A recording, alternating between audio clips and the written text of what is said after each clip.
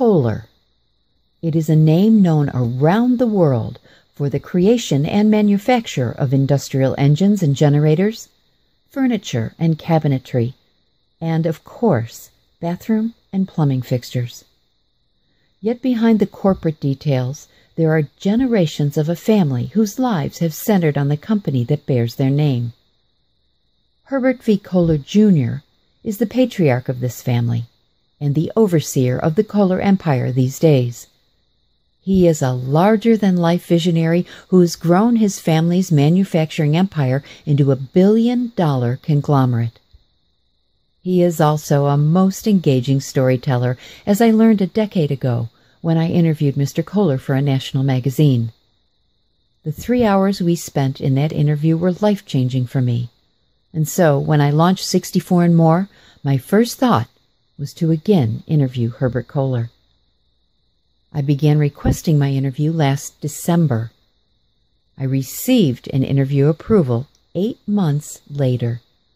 And in September, Herb Kohler and I sat down in his private office where he did what he does best, told the story of the Kohler Company, not in profit and loss statements, but in the history of the men and women that created and formed this company, and whom he calls family. Do you prefer Herb? Herbert? Do you care? Herb. Herb. Okay. Not what my mother used to call me, which was Herberty. Herberty? Herberty.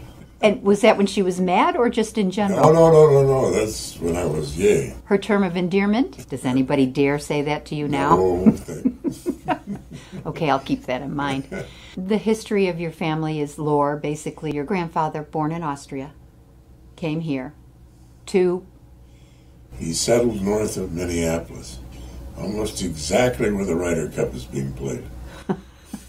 I have a feeling a lot of things are going to be referenced by golf in this conversation. Some. He came with his father. He was age 10, and they came over in the early 1850s. They settled north of Minneapolis. And when he got to be 18, he left home, went to Chicago, University of Chicago, graduated, became a salesman. He sold machinery to machine shops and foundries. And his territory was the western seaboard of Lake Michigan, Chicago north. His market ran out when he got to Sheboygan. Sheboygan, at that time, was populated to a large extent by Indians. Indians did not own machine shops and foundries. So he stopped when he got to Sheboygan, recuperated for a couple of days, and then retraced his steps. A young man, when he sits down to rest, probably gets into some degree of trouble. And happened to meet a young lady, and after a few, I have no idea how much time, but that wasn't long, they decided to get married. And upon marriage, her father decided to give the couple a half interest in a machine shop and foundry which he owned. So this is quite a way to start out in life as a young married couple. So John Michael started this business his ownership of this business in 1873.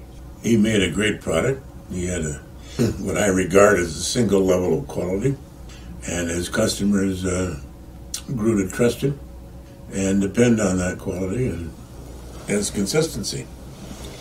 And so the business grew. Part of it was because he was also an inventor, and he developed some enamel powder, which he put on one of his products. Now, he was in this machine shop and foundry. He was making implements for the agricultural community, feed cutters, milling machines, plows. He didn't have a lot of money for a new pattern, so he had to only use what he had around him. Mm-hmm. He heated it up to 1700 degrees Fahrenheit, sprinkled on the powder, loved what he saw, decided to see if he could sell it. He put it in the center of his one-page catalog. And here is all this machinery, and right in the middle, horse trough combination hog scalder, when furnished with 4 legs, will serve as a bathtub. And that was how Kohler got into the plumbing business. Did you know your grandfather? No. My grandfather passed away in the year 1900 at the age of 56. But the way you've become such a leader in the field of new and creative things to sell, not just in the plumbing industry, but across the board in so many different industries, do you ever feel your grandfather's touch or inspiration in that way? I feel both my grandfather and my uncle. In explaining the importance of his uncle Walter, not only to the Kohler Company, but personally as an inspiring man and businessman, Herb Kohler returns to the story of his grandfather, John Michael Kohler, and the evolution of the company under John Michael's leadership, and subsequently the leadership of his 4 sons, Robert, Carl, and Walter by his first marriage, and son Herbert from his second marriage. In the late 1800s, our business is thriving in the city of Sheboygan. And all of a sudden he decides that this city of Sheboygan, population 15,000, is too congested. And he decides to move literally everything. All his machinery, everything in his household, move it out into the country about 4 miles to the juncture of 2 Indian trails and the Sheboygan River. All of a sudden he dies. And within months after he dies, what he has built burns down. So all that's left that might have an interest in this business are his 3 sons of the first marriage in their 20s and early 30s. Not my father. At this point, he's only 8 years old. So the oldest boy becomes president, the second one vice president, the third one secretary-treasurer. They moved all their machinery back to Sheboygan, rebuilt the plant, and they did it in a very short span of time. Remarkable. The year becomes 1904, and the second brother drinks a glass of carbolic acid. Not on purpose. Who knows? It looked clear, possibly water. Ah. And he expired. 1 year later, the oldest one, who was president, dies a natural death. So now you got the poor third brother all by himself. All by himself. His name was Walter, and he was quite a remarkable person. He built the American Club, which is today a hotel across the street from our main office, as a home for European immigrants who were coming to this country, poor as church mice, not knowing the language, not knowing the culture, having left their family behind, trying to look for work, and invariably ending up in accommodations next to a flop house in Sheboygan. And so you can imagine now what happens to a young man's work ethic when he has to live in that environment without the language. He has to travel 3/4 an hour over 4 miles by horse-drawn streetcar out into the country to come to this factory that's now operative, work 10 hours a day, go back by this horse-drawn streetcar, and they've got the same accommodation next to the flop house. Well, my uncle realized that couldn't build his workforce with this environment. So he decided to build a community. He went with a friend of his, an architect friend of his, to England. And they worked with a man called Sir Ebenezer Howard, trying to find in the English garden community what constituted good living.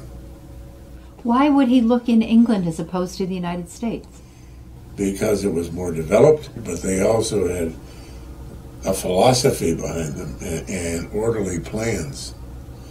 They were much more orderly than communities that were springing up hither and yon in the United States on a very unplanned basis. Okay. They toured the English garden communities, They toured Netherlands, and then they came back to this country, sat down with the Olmsted brothers of Boston, same people who had built Central Park in New York City, and they created a master plan for the village of Kohler. My uncle dedicated the American Club.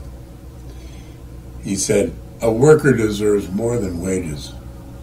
He deserves roses as well. And that was the essence of what he was trying to do.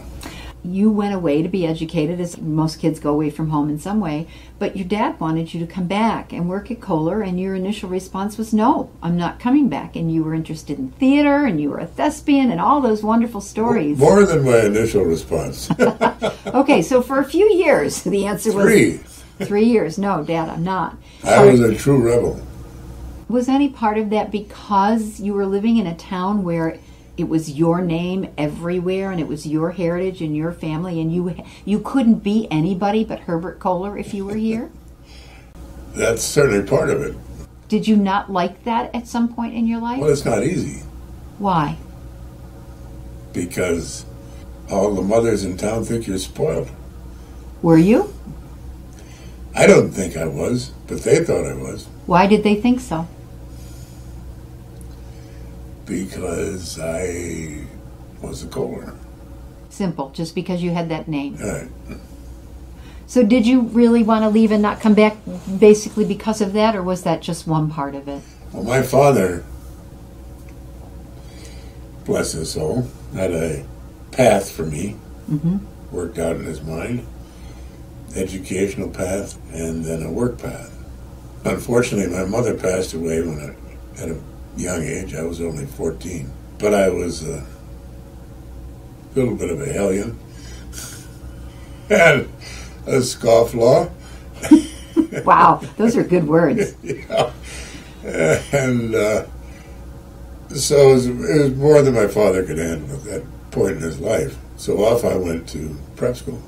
Now, what happens when you are the kid who's been in a town that bears your name and everybody knows you and pretty much walk down the street and own it, literally, and then you go away to a prep school where nobody knows you? Is that a shock to your system? Sure, you have to get used to it, but it's a relief in other respects, the fact that they don't know you and that you can be yourself. So you go on to school, and I remember when we talked about your college education that you were seriously loved theater. Oh yes, I love theater. Absolutely. I love poetry. Did you think about becoming a performer or a writer? Yes. Seriously.